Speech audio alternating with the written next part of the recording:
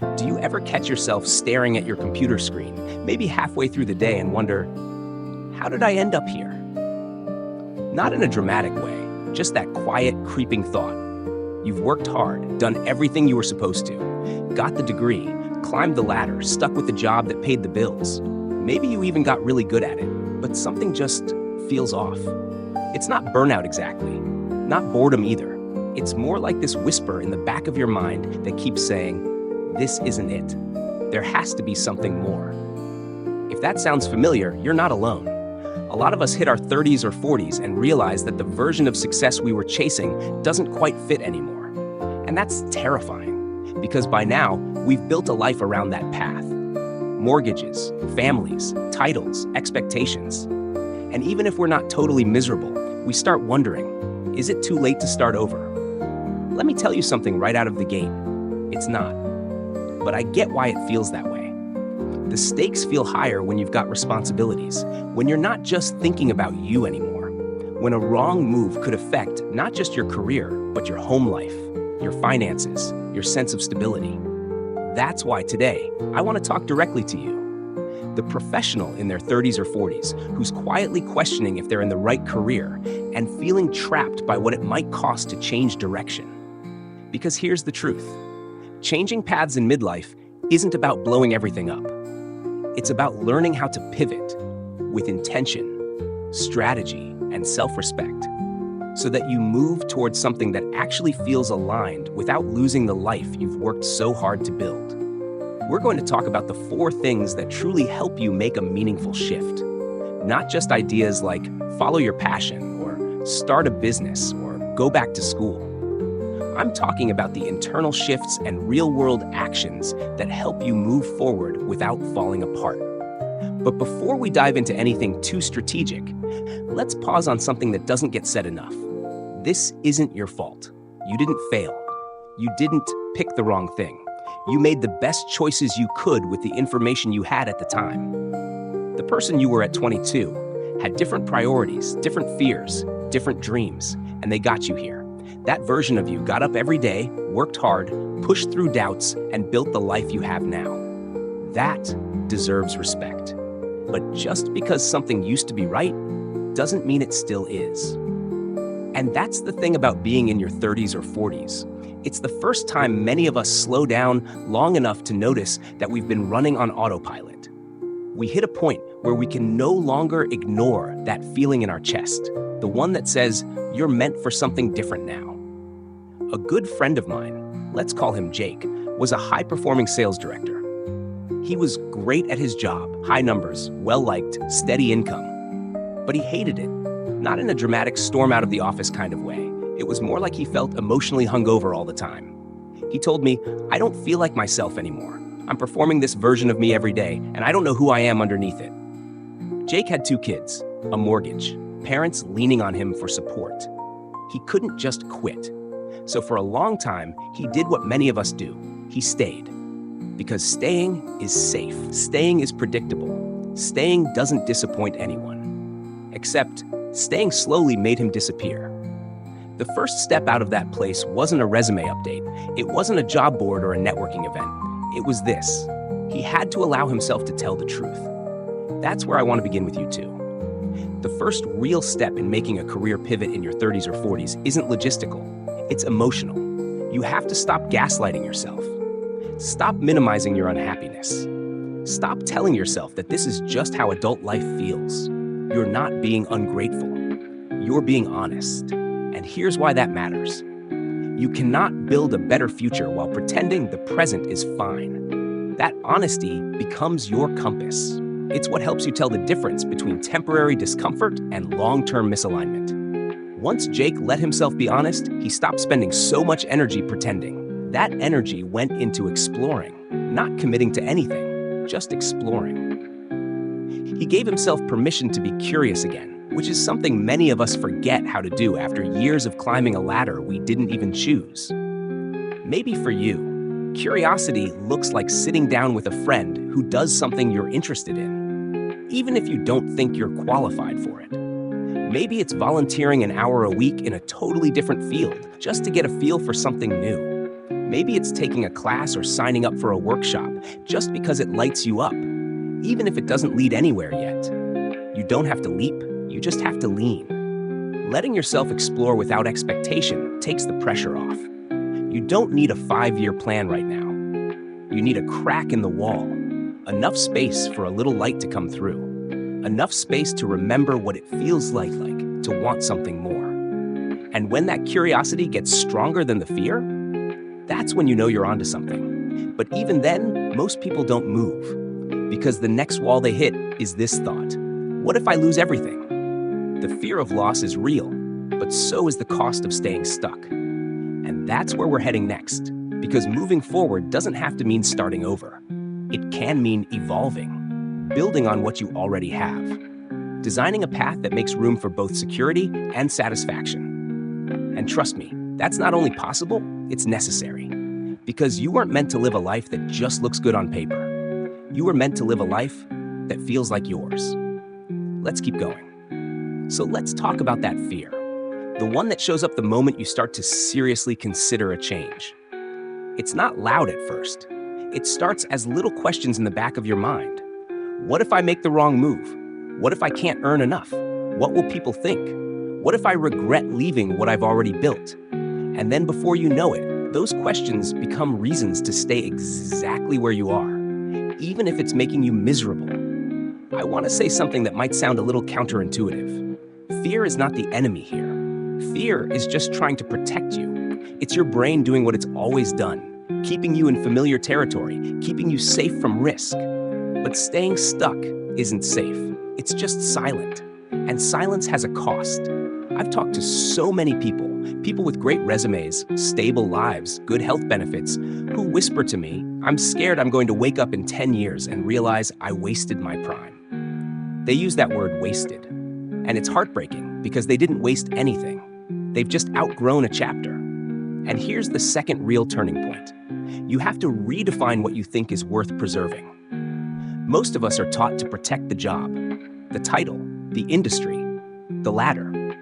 But what if that's not what actually matters most? What if the thing you really need to protect is your energy, your creativity, your mental health, the way you show up for your kids, your partner, yourself?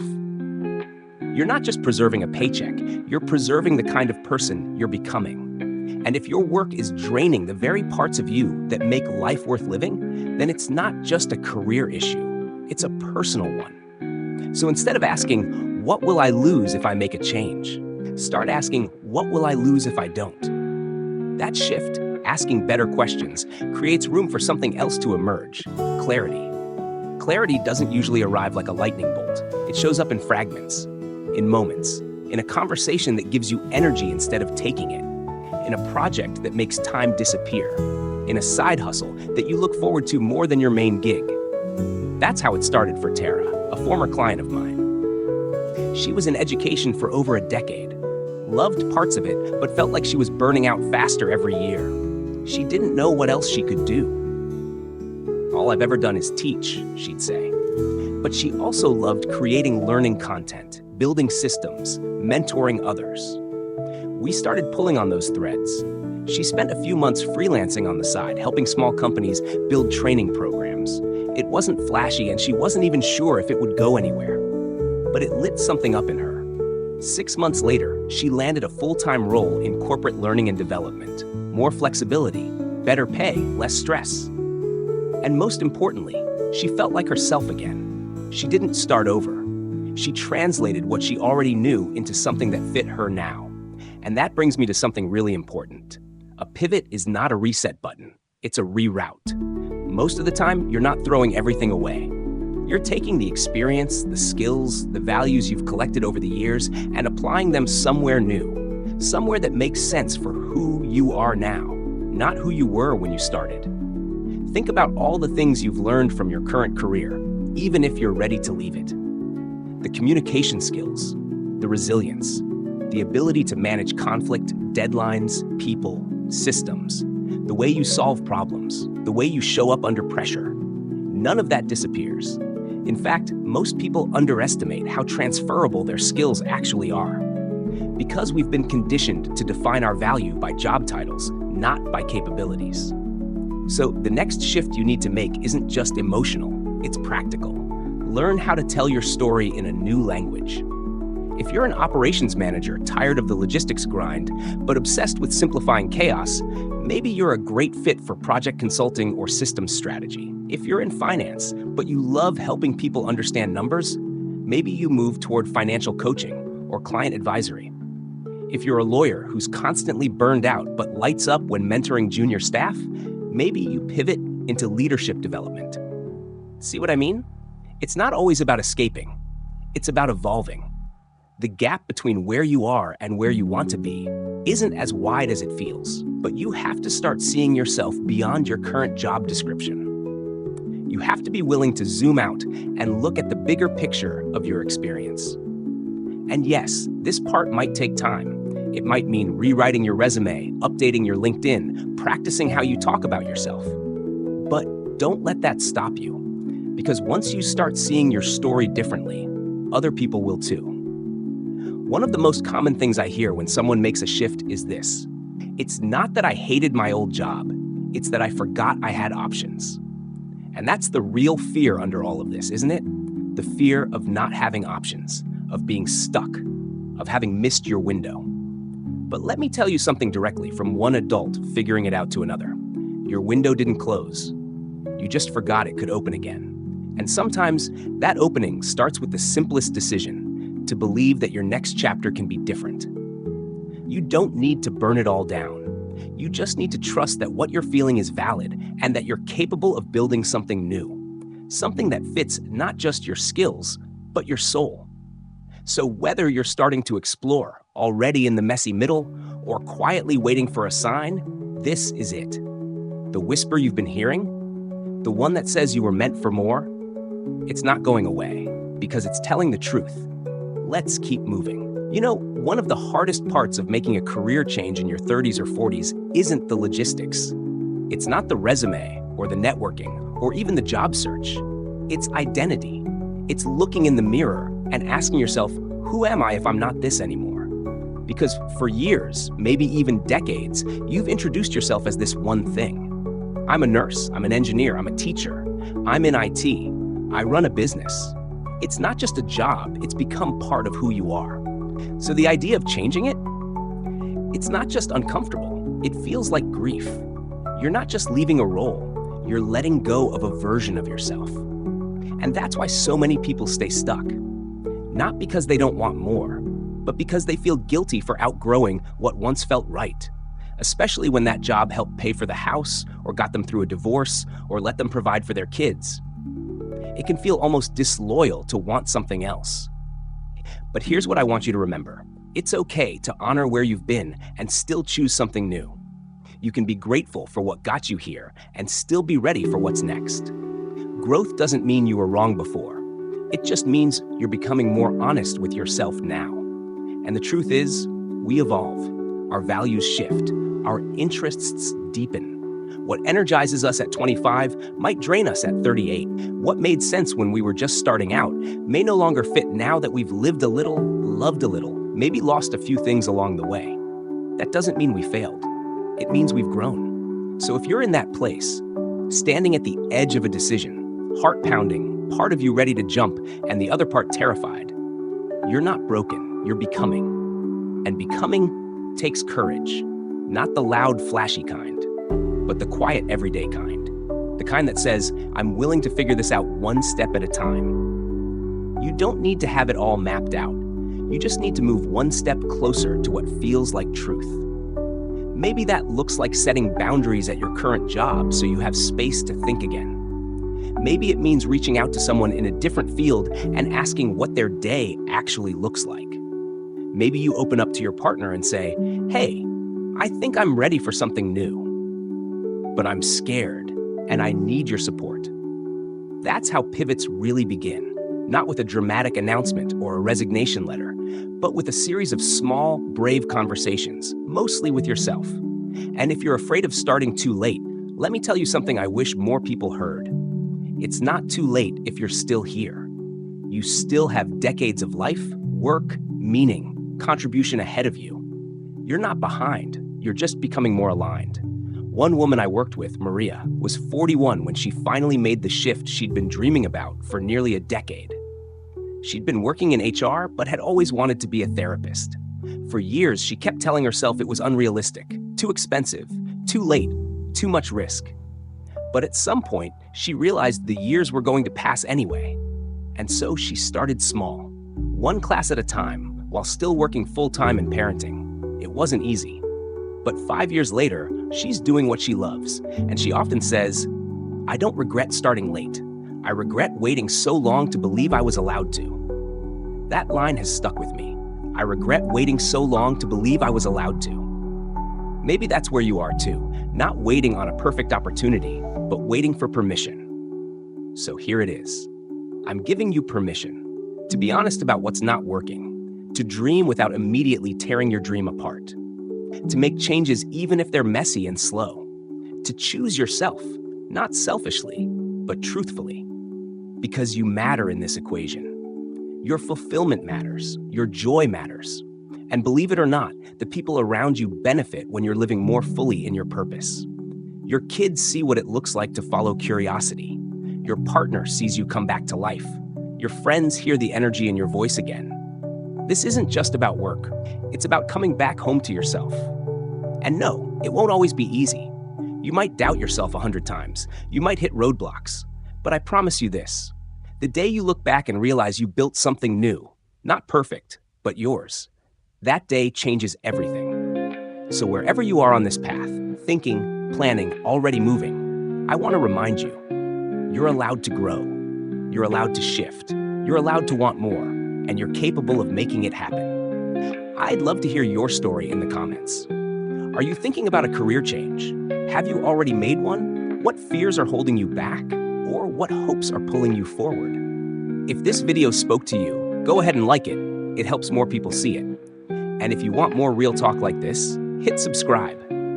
We talk about the stuff that matters here. Careers, relationships, purpose, the messy middle of being a grown-up trying to figure it out. But before we end, I just want to leave you with this. You're not stuck. You're not too late. You're not lost. You're just on the edge of your next chapter. And trust me, it's going to be a good one. Sometimes the hardest part isn't deciding to change. It's staying with the decision when it gets quiet. The excitement wears off. The doubts sneak back in. People start asking questions you don't quite have the answers to yet. Things take longer than you hoped. And in those quiet moments, when the job search is slow, when the new path feels foggy, when your bank account feels tighter than usual, it's easy to wonder if you made the right call. And this is where a lot of people turn back. They get spooked by the silence. They mistake the discomfort for a red flag. They panic and take the first safe offer that comes their way, even if it's just another version of what they left. But let me tell you something you need to hear in that space. The silence doesn't mean you messed up. It means you're in transition. And transitions are awkward. They're uncertain. They test your confidence, but they are not failure.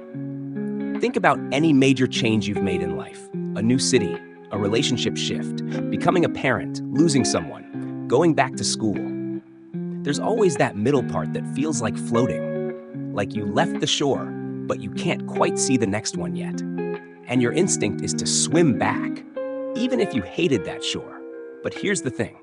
Every version of you that you've ever admired, every version of your life that felt meaningful and right, it started with a decision to move through that middle space, the space where you didn't have it all figured out, where you had to trust something besides your bank balance or your resume or your LinkedIn headline, where you had to lean on you.